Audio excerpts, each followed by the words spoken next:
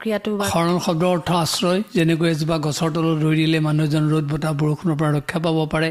তেনেকৈ সৰ্বান্তকৰণেৰে কায় মন বাক্যেৰে অৰ্থাৎ শৰীৰেৰে মনেৰে বচনেৰে যেতিয়া ভগৱন্তৰ চৰণত আশ্ৰয় ল'ব সেইটোকে শৰণ বুলি কৈছে আৰু এফালে শৰণ শব্দৰ অৰ্থ যেনেকৈ আশ্ৰয় দ্বিতীয়টো অৰ্থ হৈছে সংস্কাৰ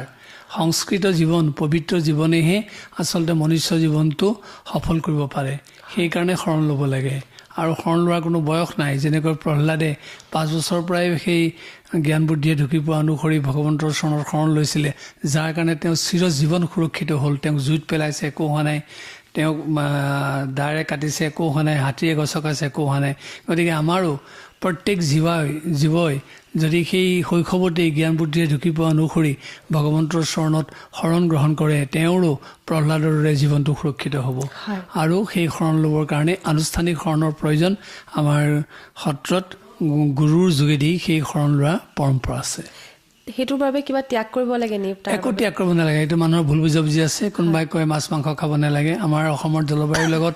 মাছ মাংস খোৱাৰ প্ৰথা আছে আমাৰ শৰণত কেতিয়াও বাধা কৰা নহয় তুমি মাছ মাংস নাখাবা বুলি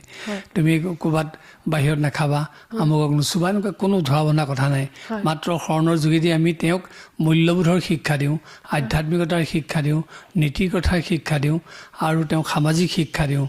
যিখিনি কথাৰ যোগেদি তেওঁৰ জীৱনটো পৰিশীলিত কৰিব পাৰে গতিকে ইয়াত ধৰা বন্ধা